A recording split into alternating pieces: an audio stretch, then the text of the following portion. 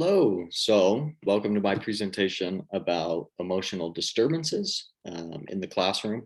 I wanted to do my presentation on this category because in our textbook, it's listed as a high incidence category. So, it's something that we'll come across with our students down the road. I think with any age group, it'll be something we'll experience. And through some research on my own, it does seem like some of these conditions are becoming more common.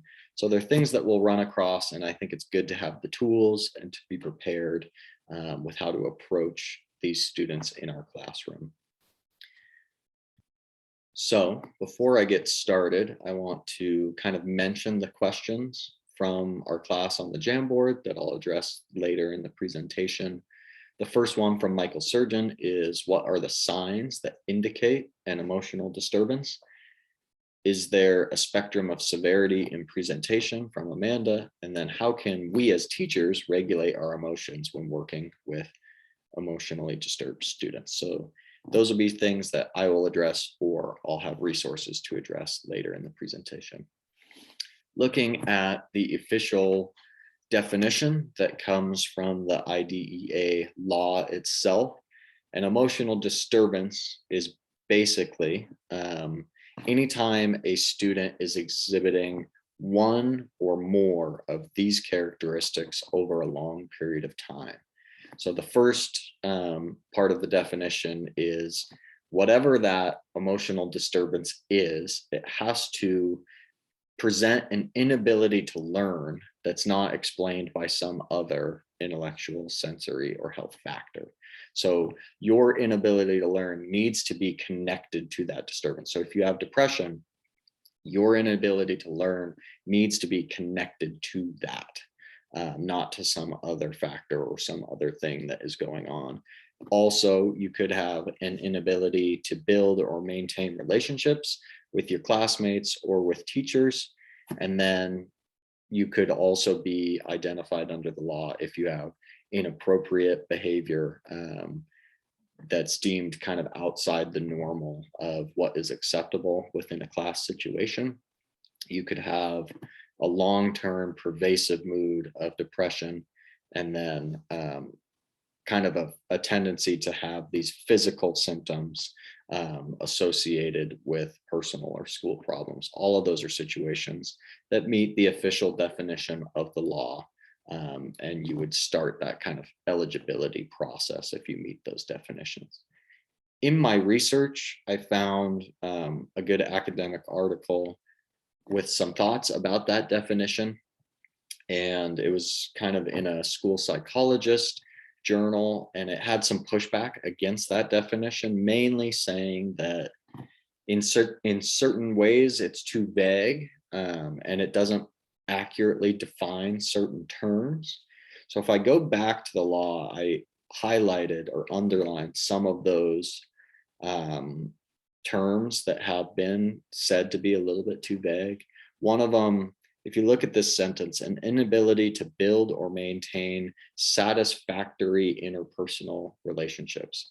So what is satisfactory, right? The law doesn't explicitly say. So school systems, states, and even coming all the way down to school psychologists and other people involved in the process, they have to make up their minds on what is satisfactory interpersonal relationships and what is not. In the same way, what is an inappropriate type of behavior? That's something where the law leaves it very vague. And if a school wanted to list a bunch of people for inappropriate behaviors, they could, but they might have a situation or an incentive not to list a bunch of people, because then they need to provide more services for those students. So if there were a little more clarification on those terms, it might lead to better outcomes. The main negative of having the law and the definition written that way is it's led to a big under-identification of students with emotional disturbances. Some studies show up to 50% to 2/3 of students who have emotional disturbances that are making it difficult for them to learn and excel in our classrooms are not identified. And that was kind of my hunch coming into the project, is that there's a big under identification. And it's part of the reason why I felt like this is an important topic, is these are really prevalent things when we talk about depression, social anxiety, ADHD, all of which can have a range of severity, but in certain cases, really affect our students' ability to thrive in the classrooms and to learn, absorb information, but they might not come with into our classrooms with an IEP or with a 504 plan that has specific ways that we can help them. So I think if we take the tools later in the presentation and start to recognize this in our students, we can be helpful in those ways without, the state needing to tell us through an IEP to do certain things. I think we can extend these to our students when we recognize them. The other thing with this under identification, students with emotional disturbances, whether they're identified or not, but particularly if they're not identified, you have really long-term academic and social emotional impacts in their lives and in their education, because there are barriers that's preventing them from learning and from thriving in their classroom. And the system itself is not providing the resources to help them thrive in those situations. So when you stack multiple years of that going on, they can fall behind in school, and they can have interpersonal skills that they have a difficult time really working on and having help with. And over time, they leave the system without that proper skill set, which, if we had properly identified them, we could have helped them earlier on. So coming to the characteristics of emotional disturbance, in the textbook, it basically says that the main characteristics are, you're having a difficulty presenting the social skills which are expected by folks in your age. So the most common relevant to my focus on depression is you have antisocial internalizing behaviors, such as being withdrawn, having excessive absences, not turning in work, being apathetic, just kind of, that student in the classroom who's got their head on the desk. Sometimes that could be a student who's just tired that day. If you see that over a long period of time, it's worth considering that student might be having something going on emotionally that's preventing them from participating in your class.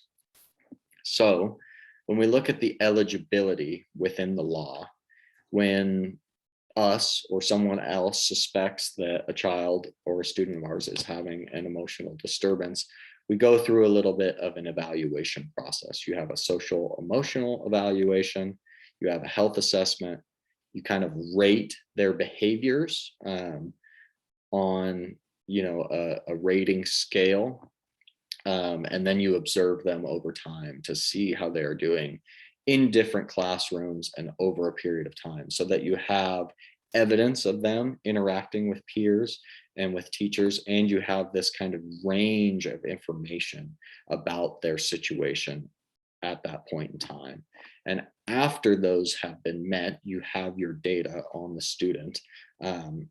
You have to meet at least one specific aspect of that official definition. So they need to have that inability to learn, and the disability needs to have this adverse impact on their educational performance that's a result of the disability. So it's kind of a two-part process. You suspect that someone might have it, you go through a system of collecting this data, and you have to check the box that it's not just something that they're going through, but it's also really impacting their educational and interpersonal kind of picture in our classrooms. And then once you've met all that, they are eligible to have services under the IDEA.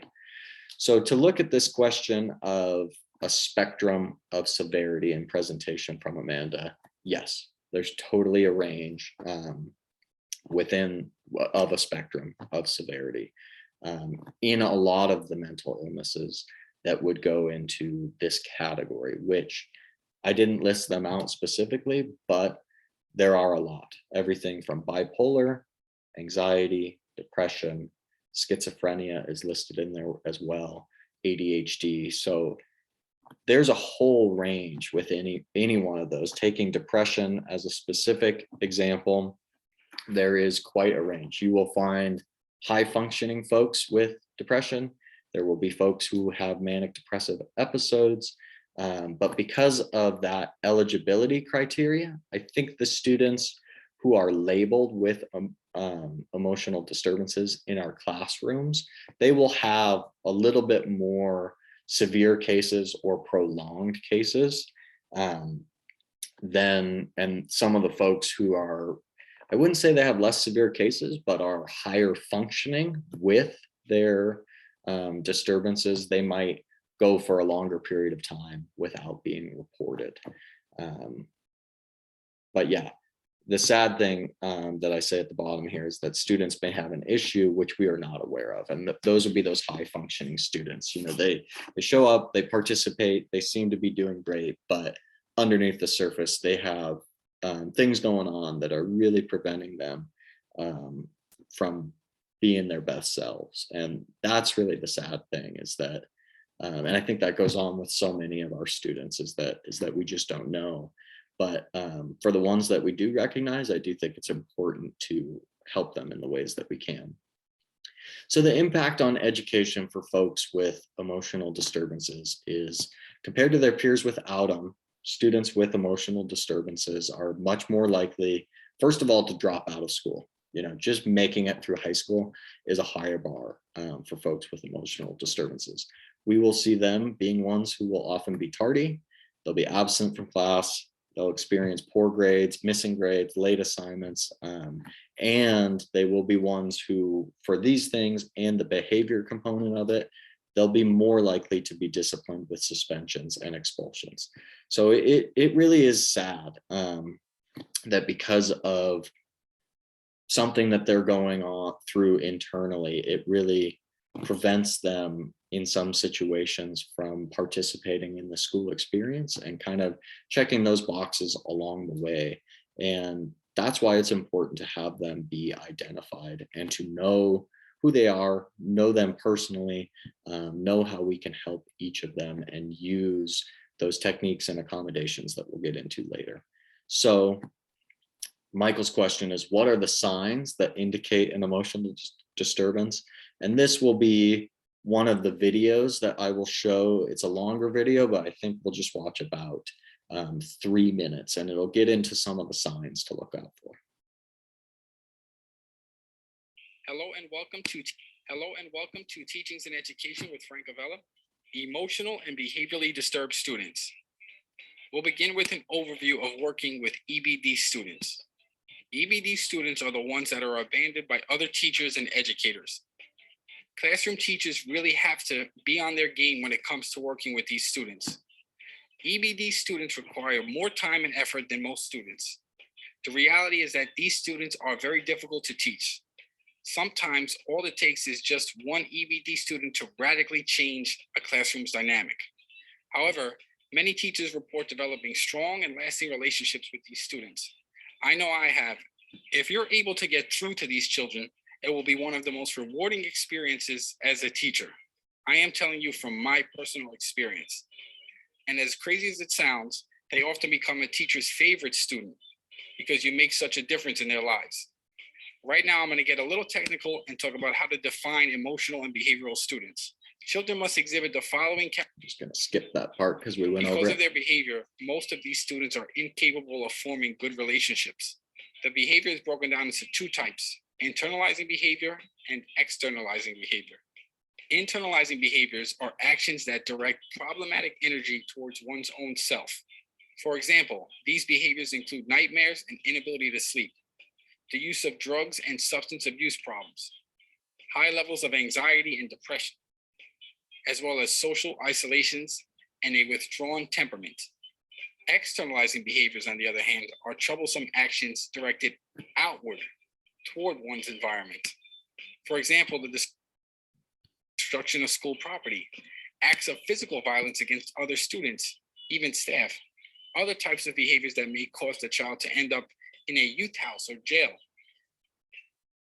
behaving in a loud and obnoxious way, and making threats to students and teachers. There are also So those are a few behaviors to look out for. And like he says in the video, they are broken up into those two categories. I think that was a pretty simplistic explanation of it. But on one hand, you have internalizing behaviors. On the opposite side, you have externalizing. Basically, that internalizing is, negative energy directed at yourself, where you're experiencing excessive stress, toxic stress, anxiety, which will present itself to us in the classroom mostly as being really withdrawn. So like I said, that student that kind of pulls up his hood and puts his head down and is resistant to tracking with our lessons, participating with their peers. Those are kind of the typical internalizing behaviors that you might recognize. That's a key sign. Externalizing behaviors, when we get students who are really combative with us, combative with classmates, might have some physical element to that where they are acting out in aggressive ways. Those are all indications that maybe something else, something more significant is going on with the student that is preventing them from building and maintaining relationships in a positive way.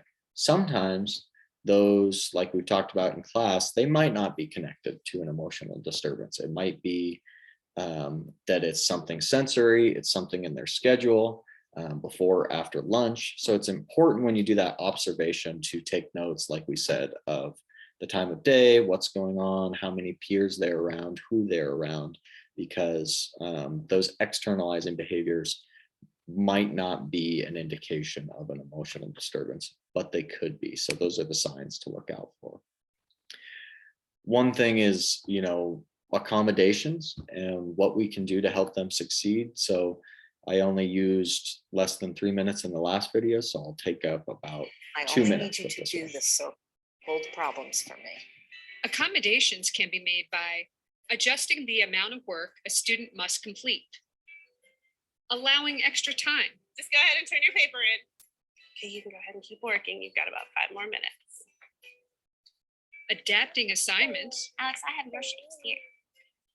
Good. providing extra assistance, or changing the physical setting. Do one page today. There is no one set list. Because each child is unique, the IEP team must identify specific strategies to help your child succeed. For example, presenting a few math problems at a time may help a student who is easily overwhelmed. Another student might benefit from short breaks or being allowed to finish an assignment at home.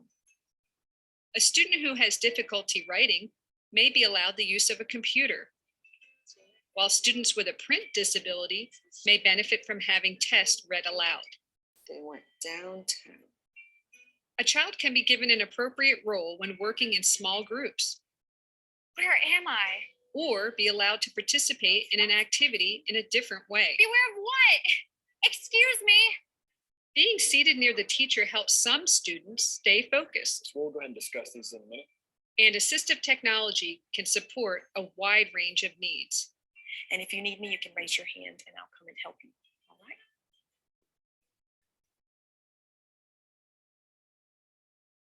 So those are all examples of accommodations that we could do for students that would work for students with depression and anxiety that might be connected to that depression.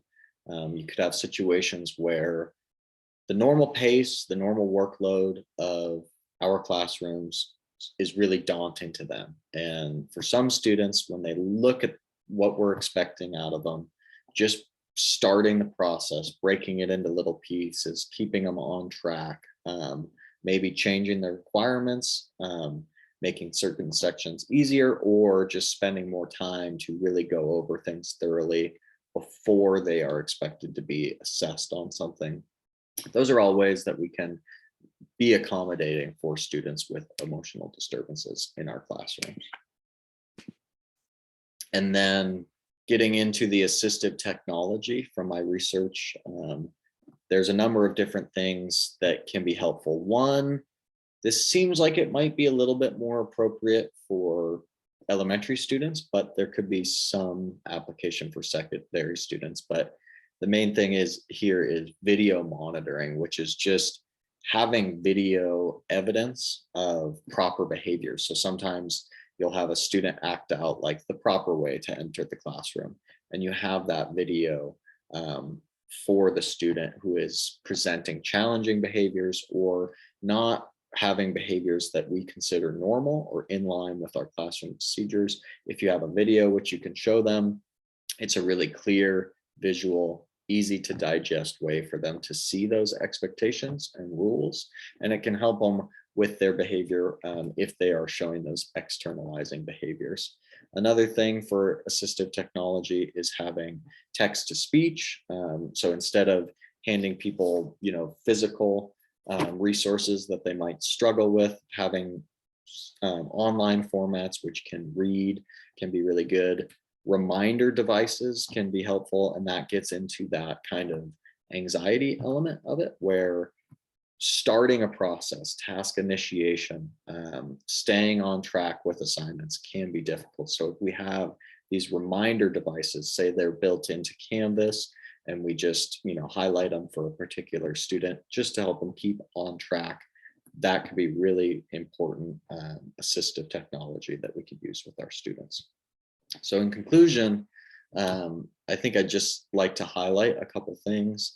The first one is, because of the way the definition is written and the areas that need to go into it, there is this big underreporting that goes on. So when we enter our classrooms, I think it's important to expect that we might have some students who display emotional disturbances that are affecting them in real ways that have an impact on their education, but they might not be listed with an IEP, and we might not get a full heads up about it. So we really need to focus on that observation part of the job of teaching, keeping our eyes open, making notes to ourselves, seeing how our students do with particular assignments, particular situations with other classmates, and be ready to, I think personally, I think it adds some work, but if you're ready to respond to those students, despite not having an IEP, I think that will be really helpful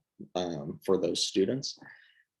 The one thing that comes up when you are working with folks with emotional disturbance, like was mentioned in that video at the beginning, is the challenge.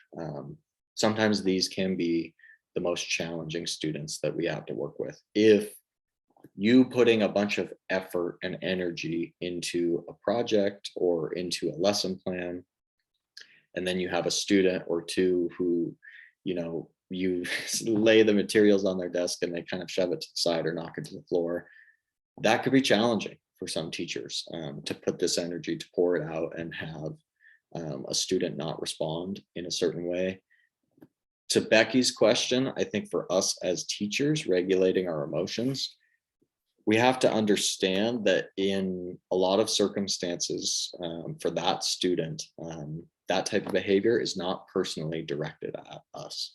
It's something going on in their life. It's a mental issue that's preventing them from having that type of participation in our classroom. And I think when you view it in that way, it takes that kind of aggression element of reacting to it out of the equation.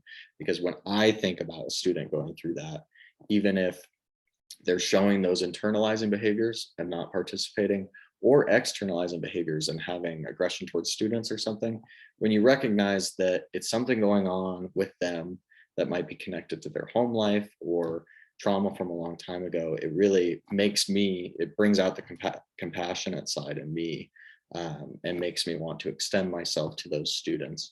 Because like the video said, I think if you take that time to break through to these students, which you might not do, but if you do, I think that gets to the opportunity of working with students with emotional disturbances. If we can break through, if we can help them be successful in our classroom, then that's 1 hour a day that they are productive. It's 1 hour a day that they feel safe. It's 1 hour a day that they feel included. And it's 1 hour a day that hopefully, if we tick all those boxes, then they can learn. And that is really the opportunity, is to, you're taking a student whose educational outcomes when they meet us are here, and through those accommodations, through the assistive technology, through our relationship with them, hopefully we can raise that standard of learning for them. And we're not going to be changing lives every day, but over time, with small measures, showing up, making the effort to connect with our students, making the effort that each one knows that they are heard, we care about them, we're here to support them and their learning. I think there's a big opportunity to be impactful for those folks. So thank you very much. My next slides are just my sources that I used, which was a number of papers, our textbook, and then sections of these two laws. So that is it. Thank you.